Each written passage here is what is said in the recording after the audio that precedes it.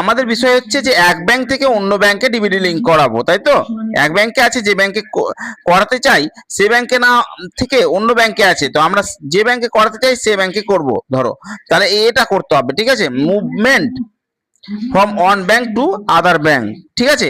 এর উপর তোমাদেরকে ক্লিক করতে হবে। এর উপর ক্লিক করার পর তোমাদেরকে যে ব্যাংকে ধরো ডিবিটি লিঙ্ক করাতে চাইছো, ধরো স্টেট ব্যাংকে করাতে চাইছি ফর এক্সাম্পল হিসাবে, তো স্টেট ব্যাংকের অ্যাকাউন্ট নাম্বার, এখানে অ্যাকাউন্ট নাম্বারটা দিয়ে দিবে, দুবার দিয়ে দিবে অ্যাকাউন্ট নাম্বারটা। তারপর এর উপর টিক চিহ্ন দিবে।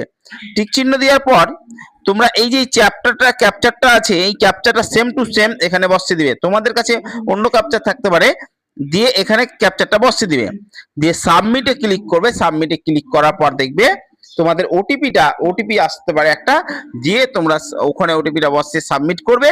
আর যাদের ওটিপি আসবে না, না এলেও অসুবিধা নেই, সাবমিটই করবে।